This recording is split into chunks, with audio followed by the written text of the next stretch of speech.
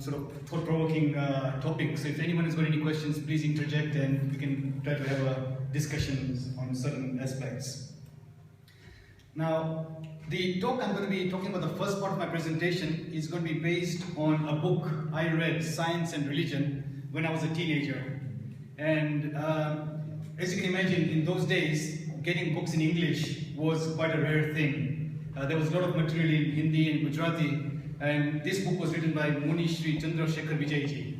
They've actually got a temple in Palidhana. If you have seen the circle dome temple, like a samosa at the end of the base, and that is where Muni Sri Chandrasekhar Ji has written. They wrote a set of 7 books in English. So it's quite appropriate for this set of lectures, and so we'll be discussing the first part of the lecture. As I said, it's based on this. Now, when we talk of, I mean, Jainism will come to later, but when we talk of science, most of our children study science in school. So what comes into mind? Science would encompass maths, sort of physics, chemistry, and biology. So that essentially would be the domain of science. And if you ask the kids would say, if it moves, it's biology, if it stinks, it's chemistry, and if it doesn't work, it's physics. So essentially, that's how most kids would describe science. But if you think of it, where is the interaction between science and religion? So physics has to do with things with matter, molecules of matter, electricity, magnetism, light, communications. So anything to do with matter would be the domain of physics. Chemistry, again, is combination of matter, chemicals. So you've got the periodic table, you start combining different molecules, atoms, and trying to concoct some mixtures, and wide applications in medicine, sort of people do chemical engineering. So again, it's got wide implications. So where religion would actually have some kind of symbiosis with science would be in biology, because biology is not only our physical human body, but we are actually more than that. Not only us, but all life forms. So whether it's plants, animals, and again, that's a unique distinction for Jains, because not many faiths believe in life in other life forms. So essentially, that's where the interaction between science and religion comes to play. If you now look at the scriptures, the Agams have not only described about soul, Atma and Atma and Atma, there have been also enough number of scriptures talking about matter, Budgal. So as you can see, that science, the religion has not only just confined itself to a narrow Samaisa, just talking about Atma, pure Atmachu, it's also described what is matter. And as we go along with our presentation, you will see that there is a very good sort of symbiosis between the two. Now, generally, the perception has been with science and religion that they are at odds with one another. So people will believe that, so scientists believe that, you talk about all these abstract notions, soul, karma, we can't see all these things. It's not the domain. So there's been that kind of general drift recently, or even in the past, that people, science and religion are at odds with one another. And even from religion's point of view, religious sort of gurus would denounce, everything scientific is sort of bad. It's not conducive for you. So essentially, there has always been that kind of rift. Now, if you look at science, science generally has been, what is science? I need data. I need to measure things. I need to detect things. So even if you have this remote control, I can't see any waves, infrared rays going there, but I can see the effect of what's happening with this remote control here. So even if I can't physically see things, I can see the effect of something which is physical. So, and you need data, you need to be able to measure things, you need to feel or observe things. Religion has to do more with morality and metaphysics. We've covered metaphysics in the past few lectures, and metaphysics is, I think when we did the Bandhitu Sutra, we covered what metaphysics was. It is a reality, it is not a figment of imagination. It's a reality, but it's a reality which we cannot see. So for example, we talk of karma, the Jain universe. We believe that these are all real concepts, it's not figment of imagination. And things, the domain where you cannot actually physically see things becomes metaphysics. So if we talk about Dev Devi, we talk about hell, Narak, we believe these are actual realities. We believe you can transmigrate into those kind of domains. But who's going to prove those things? No one can prove Shaken in this day and age. So that becomes domain of metaphysics. a belief in actual things, but you cannot prove it. And I think the age-old concept for all scientists and religion is where am I? What's my purpose of life? And even if you look at the Srimad Rajchandra, he again starts with the same kind of concepts. What's the purpose of life? Why am I here? And if you look at Aristotle, Plato, and all these other Greek philosophers, same kind of questions. That who am I? Where do I come from? So essentially, the theme between both sects it's very, very common. Now, obviously, with science, we have to use mind, logic. So it brings the question for religion: do we just need to have blind faith? That J.K. do you just follow it blindly? And in this Vaikalik Sutra, there is a very nice saying which is Sampikaye Appaga Mappa Enam. And the essence of that aphorism is that search truth for yourself. So no matter even if Bhagavan Mahavir, the Agams, or whatever scriptures have told you, whatever they have said to you, you use your rational reasoning mind and come up with the conclusions that is what they are saying is true or wrong. Anati pap thai, punya thai, karma che. Try using your reasoning mind and then come to your conclusions of any concepts which you might have. Even Bhagavan Mahavir advocated the same thing. Don't take what I'm saying as gospel truth. You search truth for yourself. So essentially, you can see that there's a lot of similarities between science and religion as we know it right now. And I think we're actually quite fortunate now. If you heard Vinod Bhai Kapasi talk of sort of in his previous lectures, until recently, the Jain Agams were in Bhandars. And it was only the domains of the Acharyas who would be reading those scriptures. So for us as lay people, we were bogged down in rituals. Do this, don't do this. And the real essence of the knowledge did not come out to the masses. When Vinod Bhai himself said when he wanted to do his PhD, he went to the Guru Maharajis. They said, no, you're a Shravak. How can you read the scriptures here? This is not the domain for you. It's only in the past 20, 30 years whereby it's really opened up. There's been a lot of academic researchers delving into all these scriptures and then finding out what are the essence in our agams. So in a way, we're actually in a very golden period right now, because we have now got lot of material is available in English. If you go to the Jain library, which is in Jaina, there were over 2,000-3,000 books, many in English, and then you can, as I said, search truth for yourself.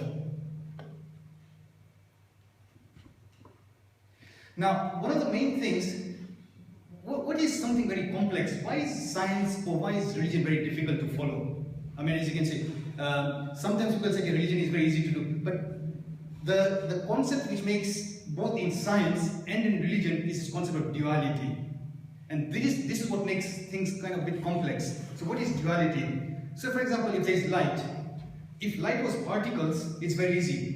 You know, people can say, okay, light is a stream of particles, it has got mass, it has got motion, and we can do some physics, and we can now deduce some theories about particles. But light is not just only particles, it's also waves. And it's this dual nature of whether it's a particle or it's a wave which actually confuses or perplexes scientists. How can a certain thing have dual nature? How can so that's one of the great mysteries of science. They have to cope with both. Like sometimes when you want to devise certain instruments, you have to take light as particles, and that's all the physics and dynamics is based on particles. And other times it's a wave. There's actually going to be an amplitude of light, there's going to be the frequency of light, and all this makes, so light has got a dual nature. And exactly opposite of each other. So if all the physics which is to do with waves is not applicable to light as particles, and whatever equations you come up for light as particles are not applicable to waves. Two totally different concepts, but in one. Light is one entity, but two totally dual nature for light.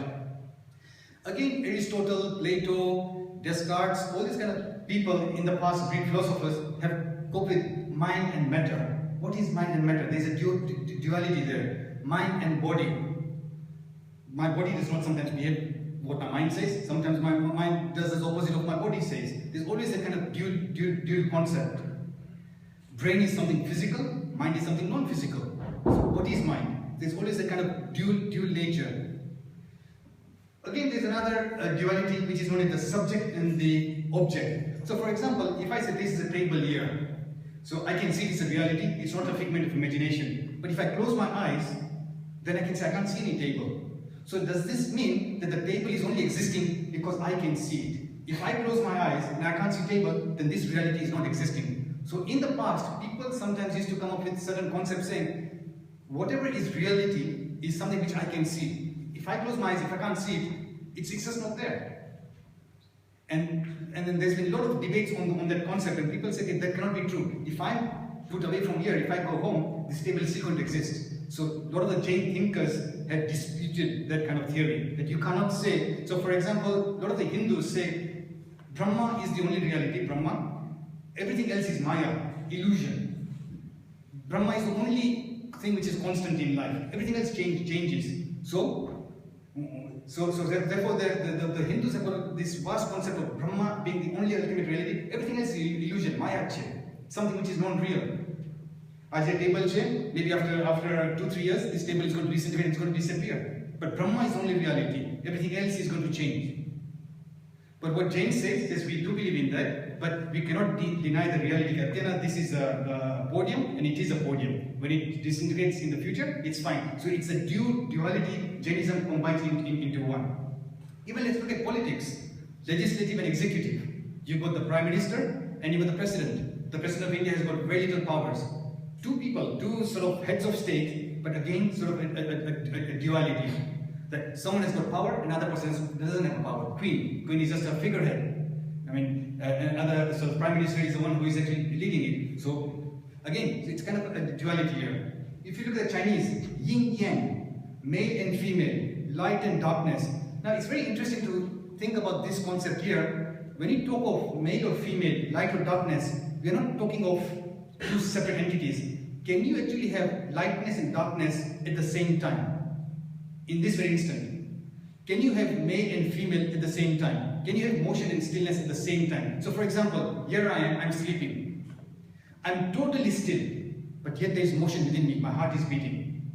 So you actually have two opposite concepts, but in reality, they're existing at the same time. So if someone asks you, are you still? Or if someone observes you, says, I'm absolutely still. But yet, if you go deeper into it, there's actually motion. Your heart is beating.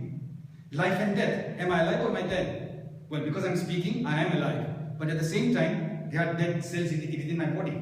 There are a lot of, they always, so within part of me, there are dead hair, dead. So I am a combination of both life and death. Active and passive. So the same object can actually have mutually exclusive entities. And that's where the confusion comes along. The two opposite criteria, light is on or off. Well, it could be on or off, or it's either on or off, but can it be on or off at the same time? So again, if you look at Buddhist, the main essence of Buddhist philosophy is everything is in a state of flux and changing.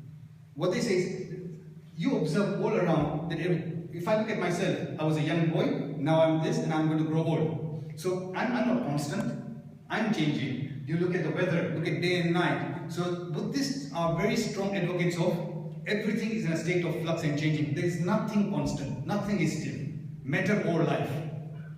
So that's the essence of the Buddhist. Whereas the Hindu, as I alluded before, that Brahma is the only reality. Everything else is illusionary. It's it might be there, it might go away.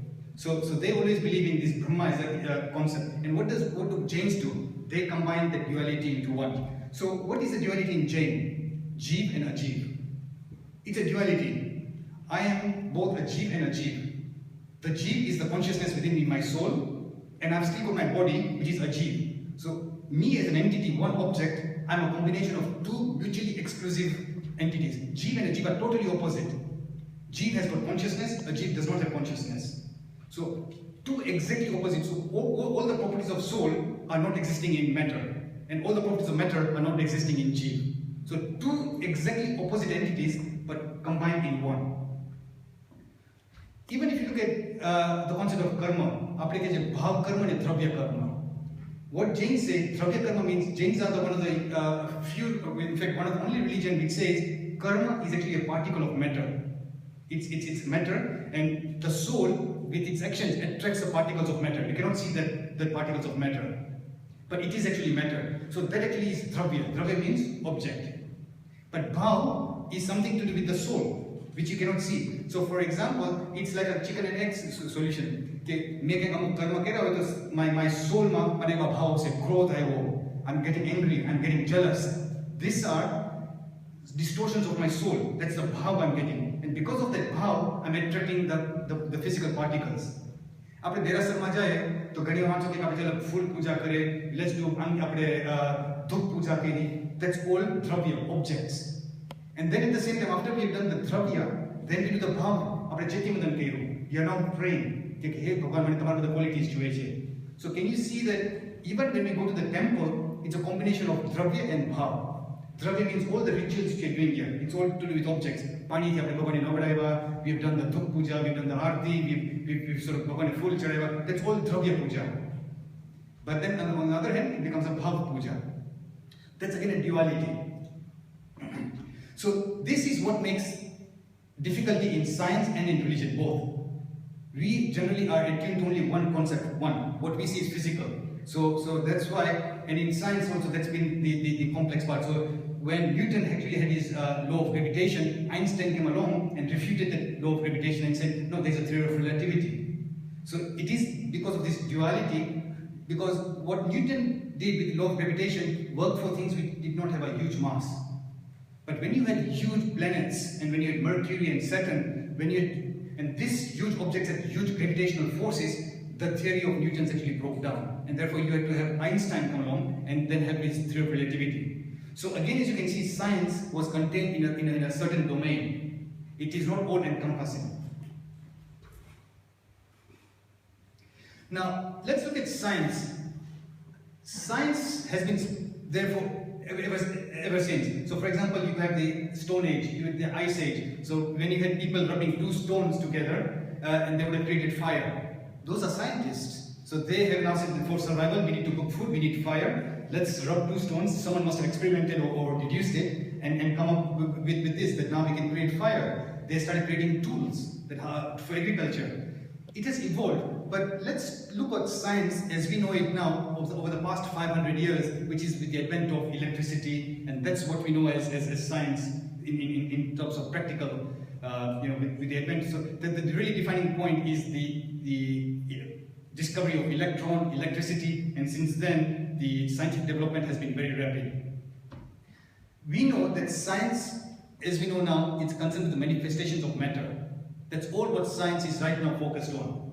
And if it's going beyond that, do we believe in reincarnation? Scientists look into that, life after death, hypnosis. They've not really come to any kind of firm conclusions. So right now, science is really focused on matter. But with knowledge came arrogance and impudence. Scientists, when you make a small discovery, you think that this is it. I have now eureka. I have now discovered such a great concept that this is now set in stone. And how many times have scientists said that I've actually discovered something, but a few years later, that same theory has actually been overturned the other way around. And scientists have scoffed at scriptural revelations and myths and figments of imagination. So that's been, and not only Jainism, even if you look at the Bible, there have been a lot of friction between the scientists and the people, the papals in Vatican. So that's always been a very strong bipolar attitude between science and religion. Now, from my perspective, science obviously has got pluses and minuses. Science has done great things, so one cannot deny the fact that science is useless. Science has had great benefits to us as society. It's alleviated human misery, human progress and development. But at the same time, science has been very instrumental for terrible violence and misery. So let's look at one concept of science, nuclear physics. So someone then decided that the small electrons and, if you have an atom has got protons, neutrons and electrons. If you now compress this thing, there's a huge amount of energy within this small structure. And with this discovery of kind of nuclear physics came up nuclear power stations. There's so many nuclear power stations that's generating electricity around the world. But the same theory then made the atomic bomb. So as you can see, that the same concept of nuclear physics has had two exactly opposite effects. One of extreme violence and other one of assisting humanity. My contention is that whereas science actually has pluses and minuses, religion does not have any minuses. So for example, if you were young, or if there was a young kid and he's reciting sutras, he does not understand any single word of the sutras, but it's still going to have a beneficial effect on him. There cannot be any harm from him reciting the sutras. He's just parroting,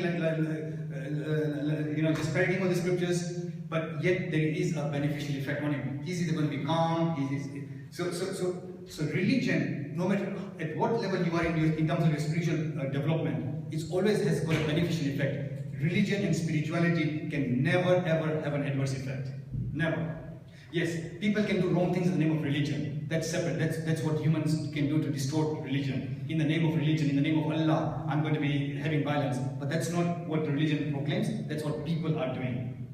Even if you look at, let's not even look at Muslims. Let's even look at Jains themselves. If you look at Samad Shikhar, there have been Swetamas and Digambars fighting over the rights of who has got rights to the Bhandar, and it's actually even sometimes been violent aggression between the two communities.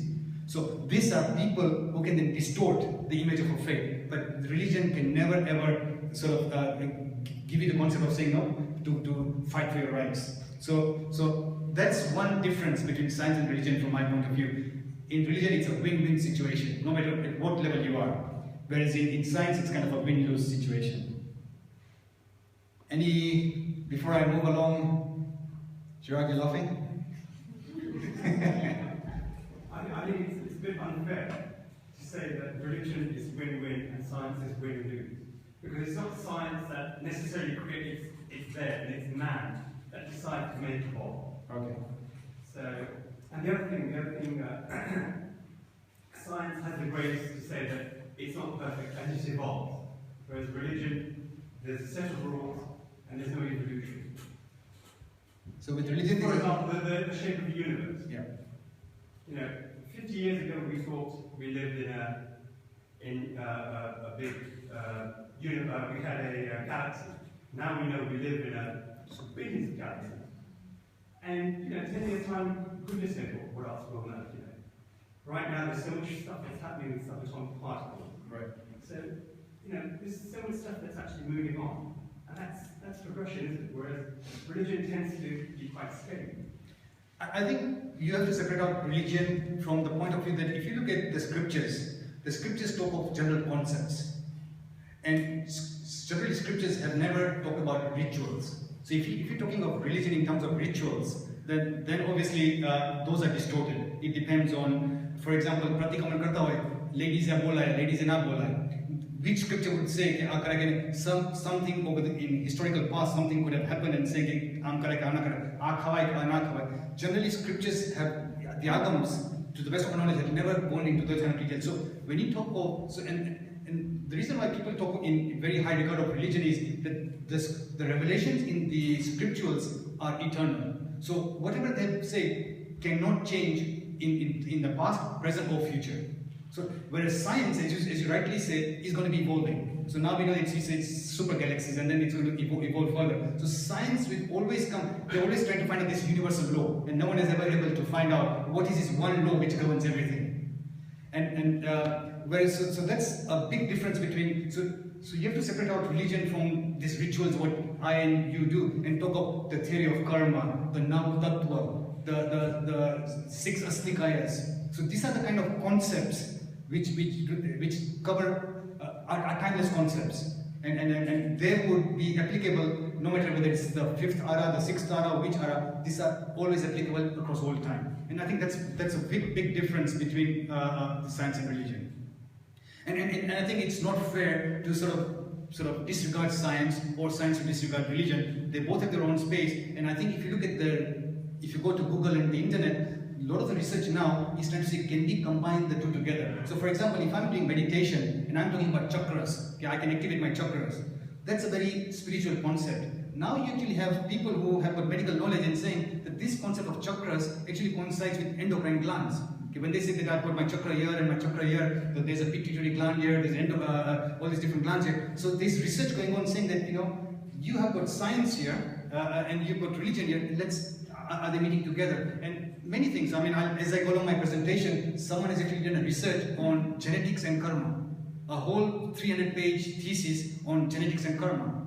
So people are now saying that, let's not sort of say that, no, what Jain says is the right thing and you scientists are all sort of humbug. It's like, yes, there are certain areas we might differ with one another, but in many areas we could be complementary with one another.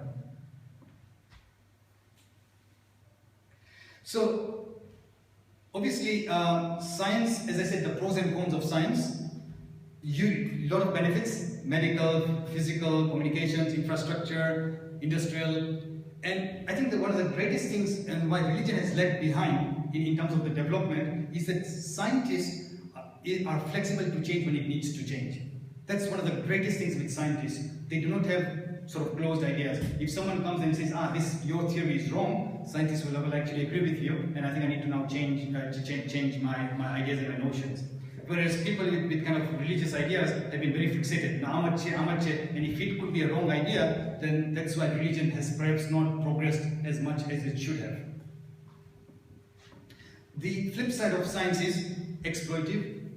Look at all the kind of, whilst we're still reaping the benefits of medical science, what are they doing? Testing on animals. So again, it's a very debatable point that if it were not for that, we would not be getting the medicines. But again, at the same time, it is exploitive. You are exploiting the animals, so it's exploitive. Acquisitive, I want more.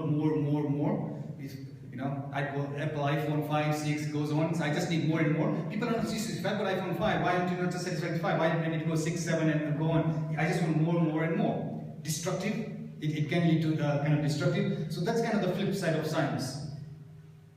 Now, impressed with the rapid strides in science and technology, mind of modern man has got molded to accept all things by logic and scientific standards. I think this, in my view, is a big problem for the kids. When you talk to the kids in the class, their only discussions is to do with logic and scientific standards. Does it make sense? And yes, 80–90% we need to explain to them, but there's obviously going to be that 10–20–30% which is a grey area, because the domain of religion has got many other things like karma, soul. How can I see it? I cannot prove it. So there is, and it's through a lot of personal sort of contemplation that you come to that truth. The way I look at it is as such. I mean, when I was reading these kind of books, if I went to a doctor and doctor says that your one drop of blood has got 5 million red blood cells. Now, that's very difficult to believe that how can such a small drop of blood have so much red blood cells. But then you believe them because they've got the microscope, they've done the tests, and you believe them. So if a doctor convinces me with that, then I have got faith in all what he says. So if he tells me about my lung, if he tells me about my bones, because now you've got that full faith that I've got the full trust that these people have done their research, and I've got full faith in all what they say. Similarly with religion. If my scriptures have told me about this thing, a few things, and I believe in this, I'm now ready and prepared to believe in all what it says about the scriptures. So that's kind of the angle which you can go along with. Many things are going to be very difficult to believe, because if you look at Kalpa Sutra, you know what, is this like almost like Greek mythology? But then it's your leap of faith that you have to then believe that did this thing. Where is Meru? How could a baby have taken him to Meru Parvat? So certain things you have to then have that leap of faith and say that. So logic and science has to then stop at a certain point, and then goes your kind of faith and belief. Unfortunately, the way science is moving right now, we feel that it's going towards an ill-fated doom of destructions. I mean, look at Sainsbury's and all these places. People are taken away and there's all these machines just along. Look at 20–30 years down the line. Doesn't it make you wonder, what are we going to do? If all machines are going to be doing everything, you go to Barclays Bank, NatWest Bank, there are no people, they're cashiers. Everything is being done now by machines. Machines are there are only 2 people now just doing for any complex things. But people are being phased out. It's going to be time for just machines controlling everything. Garma Hoover, now robots are coming to do your Hoover. So there is now no labor. What are people going to be doing 30, 40, 50 years down the line? Essentially, it gives you the question, and eventually the mind of man is then, how are we going to use our mind for? As you can see, when we were young, we could actually remember the telephone numbers and all that. Our mind was very active. Now with this context list, you can't even remember your own wife's or your children's phone numbers. You have to now have to, if that battery is down, you actually can't call your children.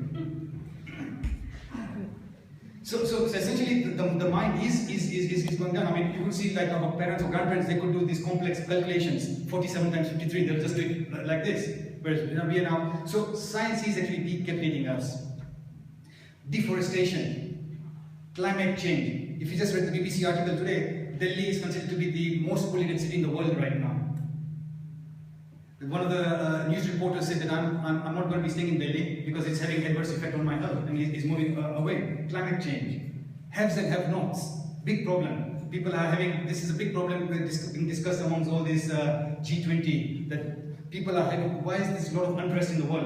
A lot of people are saying, a lot of people have got lots of things, other people are running lots of immigrants, the migrants' boats. It's all to do with haves and have-nots, and exploration of natural resources. All this to do with science, just going on a sort of destructive path.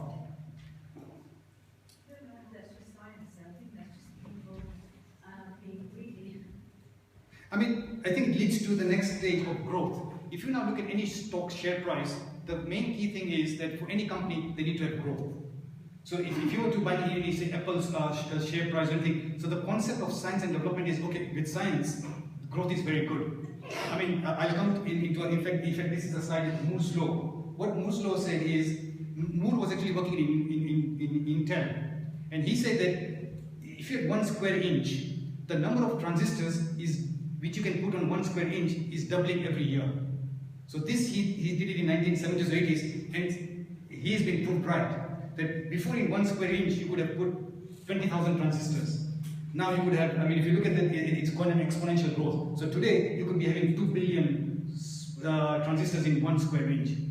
So that is growth. It is growing very, but this growth is then leading to sort of unsustainable. You cannot sustain that level of growth for it, because that's what depleting the natural resources. So whilst there is some advantage, there is also that you cannot just have that infinite growth going forward or along. Science has got its, there's not balance.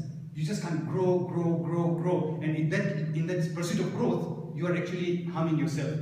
Science is just curiosity and learning, and and that's never going to stop. People are curious, and they want to know, what they can build or discover, or maybe be creative. That's what science is. This is commerce and commercial. This is something else. In a way, true, but if you see, for example, commerce means, for example, there is a company, say Intel, which is actually, which is just purely dedicated to science, creating transistors. So, whilst, if you isolate the commerce from science, then in itself it's fine, that there is no harm, because they are now inventing new things, that do microelectronic engineering. So that was what I did in my master's, that microelectronic engineering, so in a silicon chip, or in, how can you put so many transistors in this? So the science is moving at a very rapid state. So that is fine, it's having a lot of benefits, but again it's intertwined with, as you say, with commerce, because that's what humans are doing. That if you created something out of no utility, then what's the point of it? That science has to have some utility. And it's that utility which is being exploited to a very high level, which is creating that. Sorry, Chef. Yeah. I'm going to disagree with you as well here, because more practice in Europe, because I think it's what people are doing in science. Intel, at the end of the day, is a company to make money. Right. Okay. We have a lot of non-profit organizations who use science in the name of good and are trying to improve people's lives. And their idea is not to make money, they're actually trying to improve people. You can argue the same way. What people are doing in the name of religion, the greatest threat at the moment is ISIS. What is happening as well? Okay, so I think to say that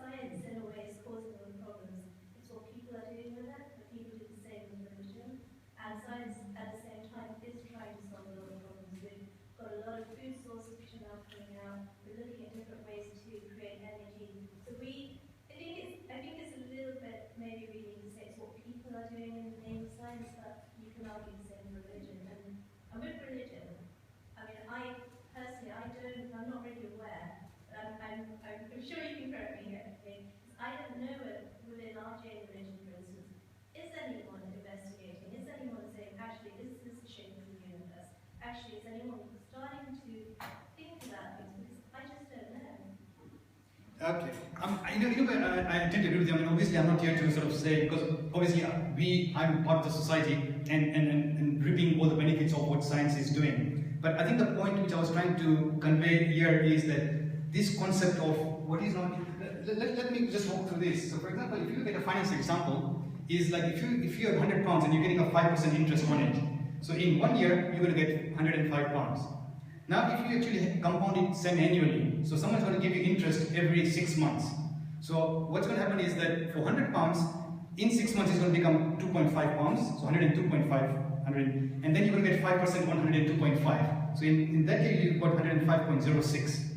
So that's become more. And if you do that quarterly, so it's going to become even more, quarterly compounding, 105.09. Now, there is something which is known as instantaneous, not even daily. Someone can do daily compounding, but someone can say, can I grow my money every millisecond, every instant, every microsecond? And if I wanted to grow my money at 5% every millisecond, what's the formula? How much will I get? And that's the formula. The total is equal to amount E exponential to the RT, ERT. So exponential is a very scientific term. It's being used almost everywhere, exponential. So if I compound my money at not even daily, but every millisecond, then that's what my is. So A is £100. On your scientific calculator, you can put EXP, and then to the power of rate is 5%, and T time is 1 year. If you put that formula in, you're going to grow your money. Your money is going to become 105.13 cents. So what you have now done is you have grown your money at an exponential rate. As you can see that this curve is going, and if you have a linear curve will come here. But an exponential curve, it goes to infinity. It doesn't stop. It just grows, and it never ever touches here. So you can have a curve which is a straight line curve. You can have a curve which is to the power of x squared, which will again meet something. So, but an exponential curve will never ever meet. It grows at a huge rate. And this is the problem which I'm saying, that when growth becomes exponential or very huge, that actually causes the problem. And there's no problem with, I mean, exponential growth is actually good, because if I compare that to religion, as you would say, where do we see growth? The whole concept of Gunastan is to do with growth. That's exactly what Gunastan means, that I'm at the 4th level of my spiritual development. I then progress to 5th, 6th, and eventually what religion says is, if I get to the 14th level of the Gunastan, I've reached moksha. But in between you can fall, you can rise up. So essentially in both states, with growth, falling down is very much possible. So whilst I'm not denying the fact, but I'm just trying to draw out that the problem which science and, as you probably can say, commerce, both put together, is this problem of growth, in my view, which is causing the problems which I think which is leading to that kind of doom scenario that when people are that huge growth, rapid growth. I think to come back to that debate over science now, that I mean that's maybe the common ground that humans, they in both religion and science, that's the common humans. Science is probably a tool which is being used by humans. They're the same thing, human mind is the way they're using science like that. So science in itself is not wrong. What humans are doing with that science as a tool is, like, obviously they're using it in the way they should not be using. Same way that humans use their mind in the right way, and if you apply that to religion, make it as a common thing. The humans are the common thing between science and the religion.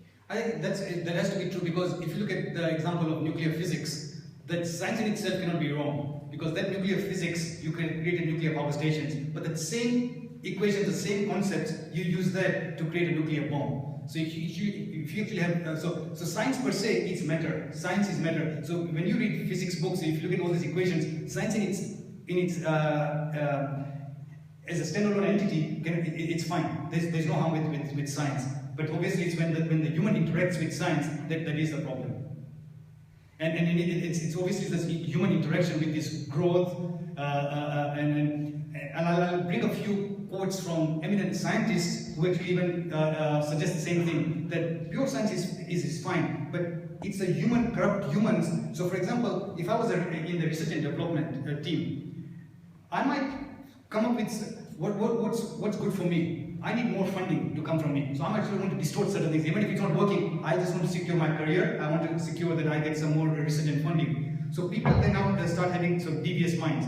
So science in itself cannot be wrong. It is good, but I think it's what people do with it. And people can always be good and bad. And that's and same thing with religion. So even as you can see in the diagram there is a Sadhu Maharaj who is at a very high level of spiritual progress, but he's also falling down. So it's not only that he outwardly he could be appearing to be like a very pious, great, even Acharya, but they can also fall down. So I think it's what humans do out of it. So one cannot say that religion is bad thing. Look at it, he fell down. So obviously you can't point the finger to the religion, what a bad religion, Jainism. But well, he is one who did not follow it properly and he fell down. So I think that's kind of the similarity, that you cannot deny that science is bad or religion is bad. They are good, but it's what people do with them.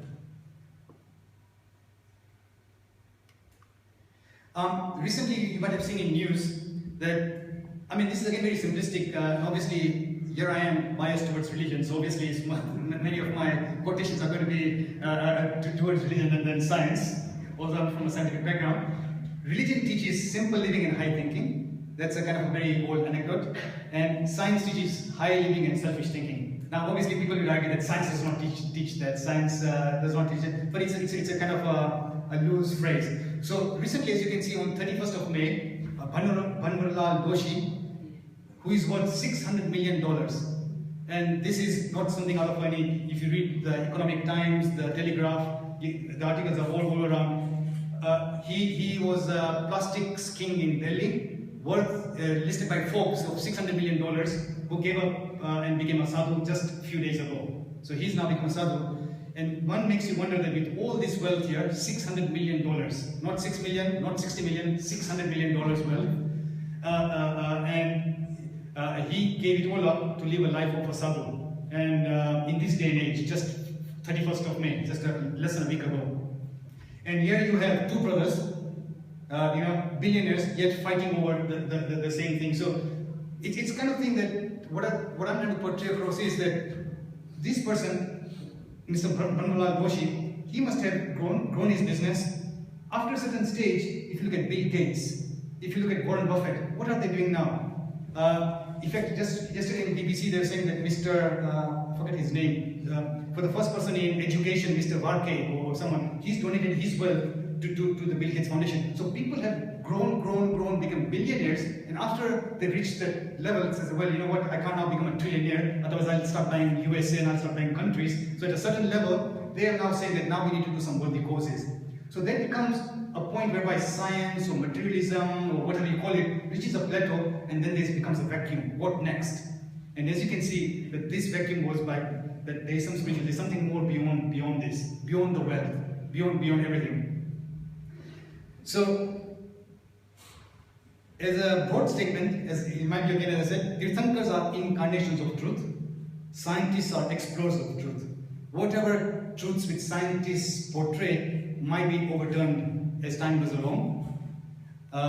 Whereas whatever Tirthankars have espoused is kind of the eternal truth.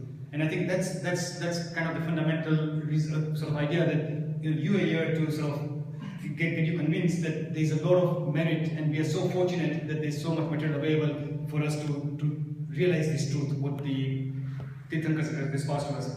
Religion teaches to kill enmity, science encourages to kill enemies.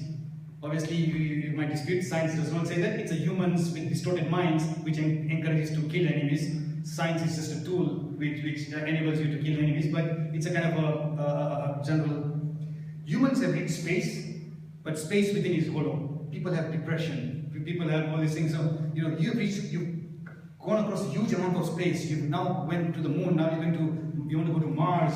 You want to start colonizing these planets across huge lengths, but space within is hollow. And that's where the vacuum with religion sort of fills in. And so that was the kind of the idea that science can take you as far as you want, but eventually there is that role and domain of religion has got a huge part in our lives.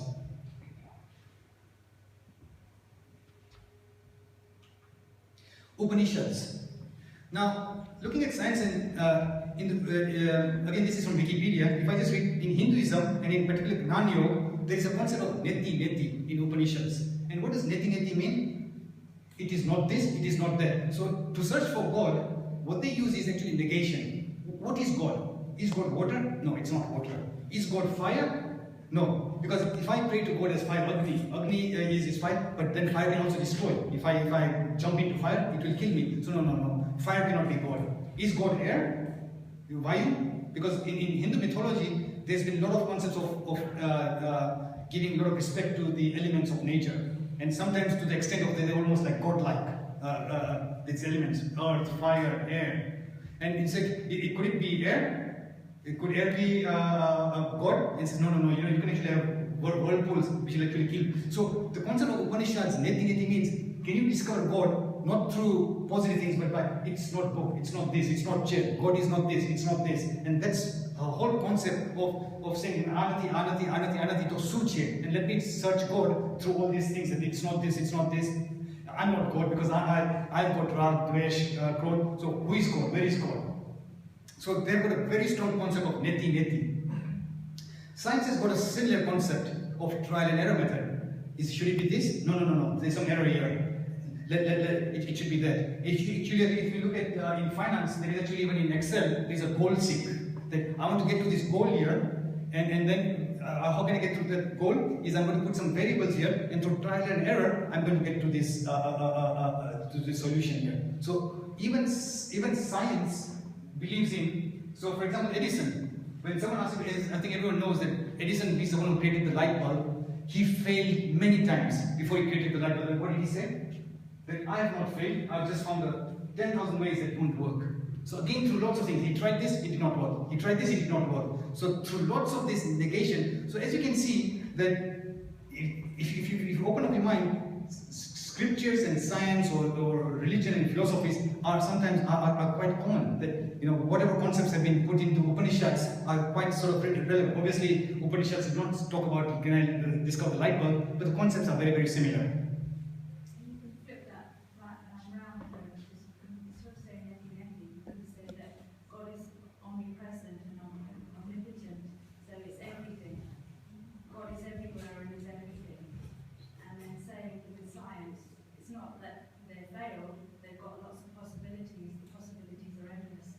That's a very debatable point. So if you say God is omnipresent and omnipotent, then again is a very, as you can see, it's a dual. We have to now look at it from a dual point of view. If you say that, I would agree and disagree with you.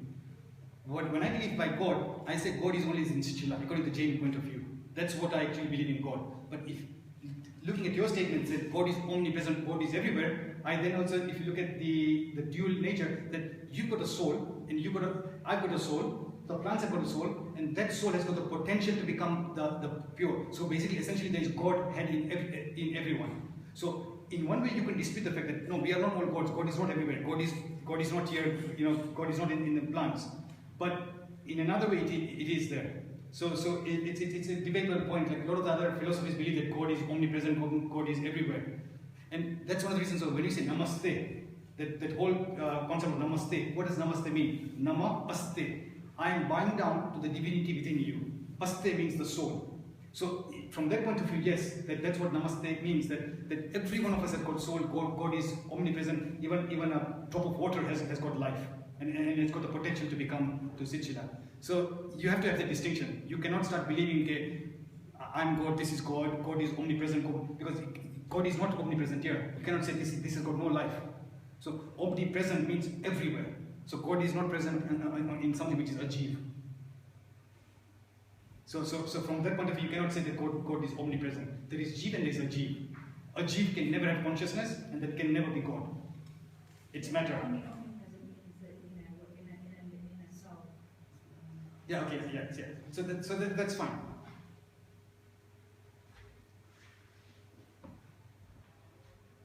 So you were trying to say that you can use this concept, What I'm saying is that it's not here. This example is an example of trial and error, or almost a negative example of what it isn't. What I'm saying is that instead you think of it in a different way and say it is everything, and say the science is possibility, it's an endless possibility. Yeah, I think that's true, because if you look at it from a Jain point of view, they said that don't think of things as negative. So don't have negative thoughts. So So rather than saying nahi karo, then you could do it better. So in that point of view, it's quite right. Don't use negative notions. And there are a lot of books or even concepts saying power of positive thinking, that start thinking positively. So in that point of view, you can say that there's life everywhere. So and that is what Jains have actually espoused. There's life everywhere. So from that point of view, it is right. Yeah, that you have to think that it's not like it's not this, it's not this. It is somewhere. And I think we, especially from a Jain point of view, we should be fortunate enough to say that curiosity, what's there, has been written down in the scriptures. So whatever curiosity there is, that what is the universe, what is this, it's there. So so we're quite fortunate to understand that.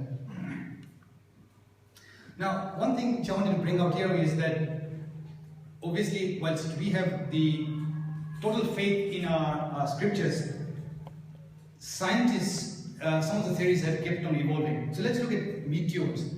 500-600 years ago, people are walking around the streets and they said that I see stones falling from the sky. People said, so are you mad? That how can you see stones falling from the sky? Then someone would say, you know what, this is absolute rubbish. If I throw a stone up, that stone will fall down. Yes, that I can see. But how can the stone start falling from the sky? And so for many years, people who actually observed these meteors falling down, which we now know as meteors, were considered as lunatics. These people are just mad people. And they were clever people who were saying that, you know what, it's not observable. I cannot observe. I cannot test a theory. If I throw a stone up, I can see it falling down. But how can you just say that something is falling from the sky? Who threw it up for it to fall down? So that theory does not stand to reason, and therefore you are a mad person. If you say that stones are falling from the sky, that is just total, you're a lunatic. And that happened so many years ago. And these are scientists. And they observe, they think, and say this, what observation you're doing is totally at odds. Eventually, until that time, where I think there was a French person who actually observed, saying that look, it actually has fallen down, and then came the advent of telescopes, and people started looking at all the moons, and then they said, yes, it is possible that actually you can have some meteors and you can have craters being forming from there. So that whole concept over 400-500 years then changed. In Jain scriptures, we've got the theories of tulkas, tejas body. And it's been written there that these are like heat, it's objects with a lot of heat. Tejas means heat, which can then sort of are within the skies and then they can fall across. So these ulkas could be construed as meteors.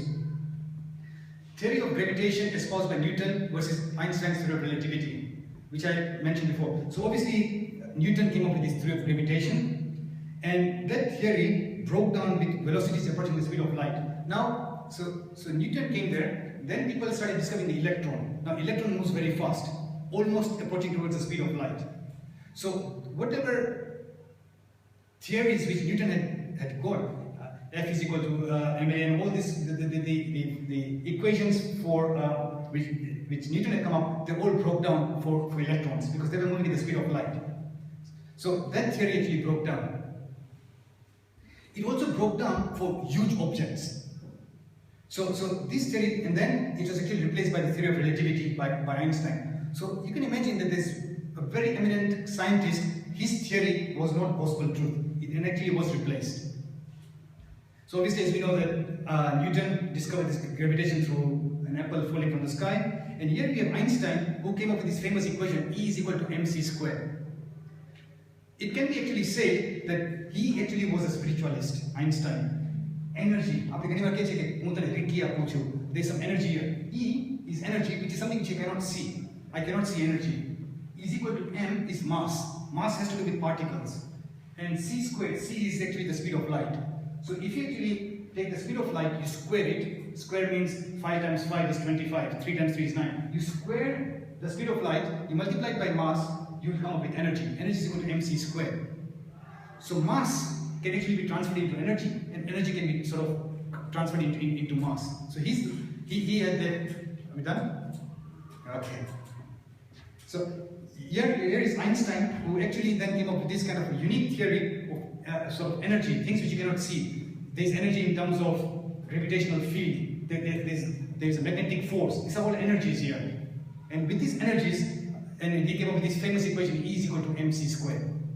So on this note, we'll leave it and then we can discuss some other concepts in the next week. If there's any questions, we can take on. We've got, I think, 3-4 minutes. Otherwise, we can carry on next week. Yep. Not a question, it's just a comment that actually we James are quite fortunate that we can work with and not be opposed to science, because our philosophy is not against science. Whereas you take Christian religion, they say that God made the world in 7 days, and how do you rationalize that when you have evolutionary theory? So at least in our religion we don't have that competing antagonistic view. I think you're quite right. In fact, what you say is actually quite right, because in a way I was fortunate enough just 3 days ago I was in the Vatican and look at the Sistine Chapel and in all these places, you could see that Michelangelo has actually depicted all the kind of the creation of Earth in 7 days. So you can see all those there, and it just makes you wonder that these are great artists, but obviously looking at it from the Christian point of view, that God created the world in this many days here, and He's created the heaven and hell concept and everything. But I think you're quite right that we are quite fortunate to have that benefit of doubt, that very scientific explanations of, because when you look at other faiths, it says, does it really make sense? Whereas for us, there's that benefit that when you have that full faith in the scriptures, then many of your curiosities gets answered, and you say, yeah, that's very logical and it's very scientific. Talk about the marriage of science and Jainism.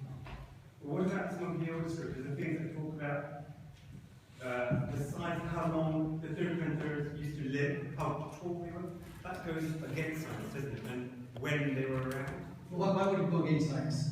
Because of how long ago they were around. I mean, we're talking about science, and the fact that Christians believe that the Earth didn't exist 30,000 years, before 30,000 years. And we're saying that goes against the scientific proof that we have today. Right. Yet, we're happy to believe a lot of these other things, which sound quite mythical. Right. But again, as I said, it can be very... It is dichotomy, but in the sense that, for example, when you look at the Big Bang Theory and all that, it's like a certain point in time. But what about before that?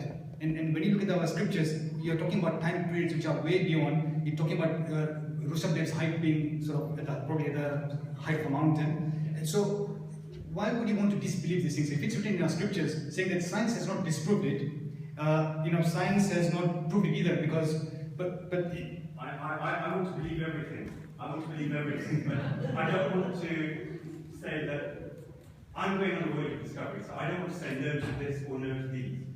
I'm open to everything. I think what I'm trying to say is that if we think this is possible, then that's going to be equally possible. We have to have an open mind. But I think you're quite right. If you look at again, just from my recent experience going to the Vatican, so for example, they actually believed that the Earth was stationary and everything was revolving around the sun. So there were actually artists who actually in the Vatican itself painted pictures and everything to actually convince the Pope that whatever you're believing is actually wrong, and it's the other way around. They actually believed in, I think, 6 days. And someone was then actually drawing, you could go along there and see all these different charts. They've drawn all these different geographical pictures there to convince the Pope that it's not 6 days, the day is actually on 7 days. So as you can see that people, probably they were written in the scriptures, and there were the scientists there trying to say that, you know what, your religious beliefs are actually wrong, it should be the other way around. And they were persecuted, many of them actually persecuted for their beliefs. If you then say that, no, the earth is actually revolving around the sun, so what nonsense, you're actually going against the scriptures. And you should be persecuted for it. In a couple of your slides, you mentioned about science and truth. And that's the only place where I kind of slightly disagree with you, because I think science pursues facts. Truth is a very different concept, because truth can't be altered. But what science does is, as the facts, as you learn, as you gain more knowledge, the facts alter, and we run an. But that fact has to be true. So if I did an experiment, that fact has to be. I cannot alter the truth of it. I can't change it. So that fact has to be is truth in this space of time. Yeah. In this space of time. And all religion says is this the ultimate truth, or is it just a relative truth? It's a truth given the space, time and location. Apne religion mein kaise dravya, kshetra, kal and bhav. So that truth is limited to this period, to this time period, whereas what religion is trying to say is, can I look at absolute truth? What is absolute truth? Small question. Yeah? This concept of heaven and hell, I mean, people have described, but nobody sort of goes there and comes back and says how it is, and we sort of have a faith in it just because it's in our scriptures, and we want to try and have that idea that it has to be there without any arguments about it. I think that's very difficult. I mean, you have to read many of the scriptures that when you believe in reincarnation, when our gurus say each one of us has been through various different life forms. I myself might have been in hell, I might have been. So it's a question of reading through the lives of the various people which has been written in the scriptures. It then makes you believe, and when you read those scriptures, they make it very logical sense. When they say that I affect Haiti, so something happened to him. If they now go back to 2, 3, 4 lives before, it actually makes sense that in Bhagwan Mahavir Kanma lead pour after this many births, it came to do that. And it makes you sense that, you know, this has happened after those many life births. It makes absolute sense. He did that karma, and this is what he did. So, based on that, it's your then leap of faith that there must be hell. Heaven is again a very different concept. What Christians believe in heaven and what we believe in heaven. When we say heaven, heaven means Devlok. Heaven could mean Devlok, or heaven could mean Sitchila. So, I want to go to heaven. What do you mean by heaven? Devlok ma jao ke Sitchila ma jao che. So, the definition of what when people say heaven, I don't want any life and death, I don't want any suffering of life and death, I want to go to heaven, that to us is Sitchila. But many times heaven is actually constituted as Devlok. Even in the scriptures, if you read some of the translations which many of the Westerners have done, when they talk of heaven and hell, which means hell and heaven means Devlok. Okay, Sadhu Maharaj, he's died, he's now gone to Devlok. But Devlok is not the ultimate heaven for us. But then to answer your question is, how can anyone prove? That proof is purely based on scriptural faith, and sometimes it depends if you've got that self-revelation. It is described in some Meg Kumar story. Bhagwan Mahavir, Meg Kumar, do you remember the story of there's a fire, and then in his previous birth, the elephant kept his leg up. There was a rabbit which went underneath. He just kept his leg up for 3 days, and because his leg became very stiff, he died. In the next birth, he was born as a human, and then he wanted to take Diksha to Lord Mahavir. After the first day of Diksha, he was sleeping near the door, and the door bathroom Sadhu Maharaj, so they were just disturbing him, and his sleep was being disturbed. He went, this is ridiculous. He was a prince before that.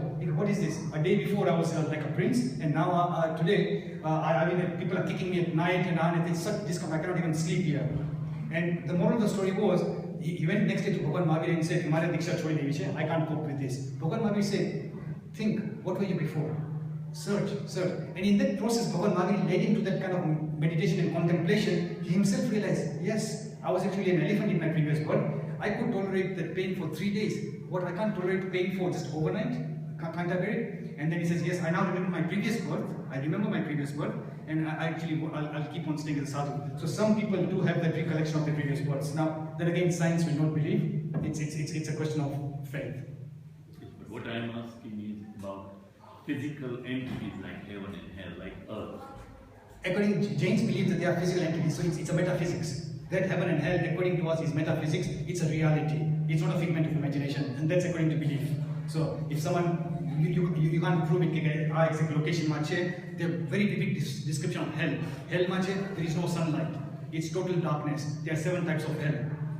Heavens, similarly, there are different types of heaven. There are very vivid descriptions of what heaven and hell is like, and then it's a question of then belief. Dimensions what kind of environment is there. It's a very vivid description of heaven and hells. Sorry, there's one thing.